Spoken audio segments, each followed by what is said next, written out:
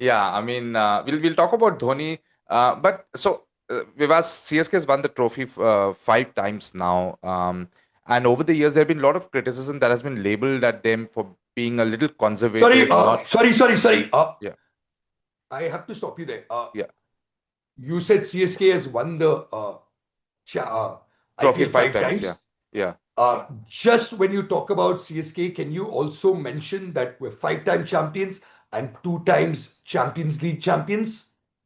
Why not? Absolutely. Yeah. The Champions League is something that not many people actually know, but there We're, used we're, to be a we're, we're Champions League. seven-time champions. Absolutely. And so many times runners up as well. So yeah, I mean Dhoni has bagged it all in his career, if you include international cricket as well. So yeah, so Vivas, I want to know from you as a CSK fan. So as I was telling you, there was a lot of criticism that has been labeled at CSK in various years about them not being very bold with probably looking at the younger crop. But still, five trophies. If you just talk about the IPL, what has made CSK so strong over the last many years in IPL, according to you?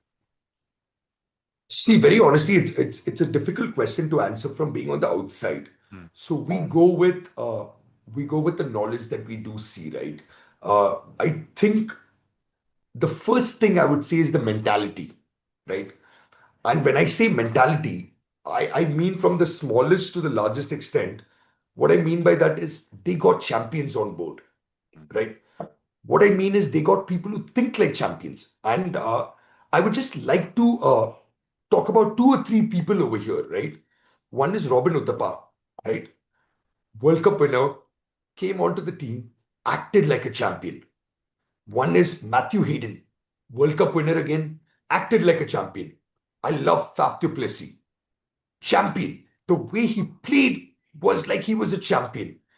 Dwayne Bravo, right? Champion. I mean, I would like to say champion. It's in the way he is, right? Uh, I think Chennai had always picked people who are champions in the way they are, in the way they behave, in the way they perform. Uh, when I don't mean to be arrogant about it also, because you can't have a team full of 11 champions.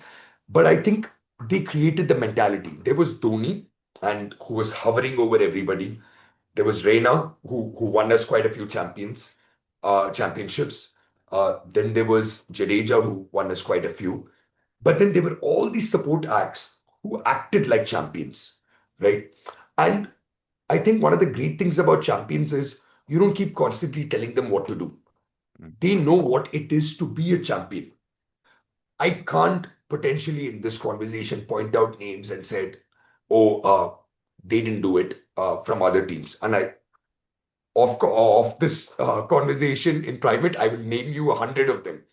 But what I really liked about these guys was I think Chennai picked the right people who believed that they were champions and who were willing to get onto this championship. And I mean championship, this ship of champions. And I think they did that well. And I think they got the right people with the mentality. There was a year where it was called the Dad Army.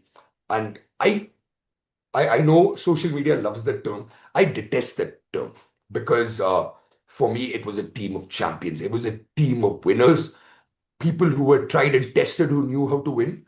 I think Chennai was very good at that. So I think that was the biggest reason for our success so far. But that's also my biggest worry going forward. And we'll talk about that. But one name which probably you forgot, Vivas. What do you think has Stephen Fleming's role been?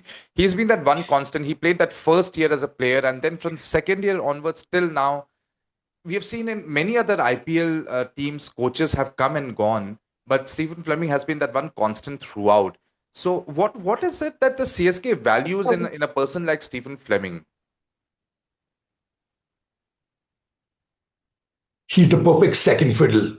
And I think he would accept that being the perfect second fiddle. I'm worried because right now, where does it go? Hmm. Right? I'm worried. I'm as a CSK fan, if I'm sitting here right now and telling you, oh, everything is great, we're five-time champions, it's not fair. Stephen Fleming has been the perfect second fiddle. And can I tell you an instant about the first time I met Stephen Fleming? Absolutely, please go ahead. Yeah. So I met Stephen Fleming, and I made a complete idiot out of myself.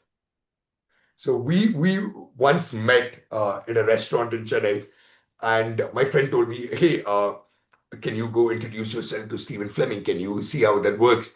And we were in the Park Hotel, and I went up to Stephen Fleming and I said, "Hey, Stephen Fleming, I think you're a great cricketer, but I think your cricket career could have been better if you played the front foot defense right."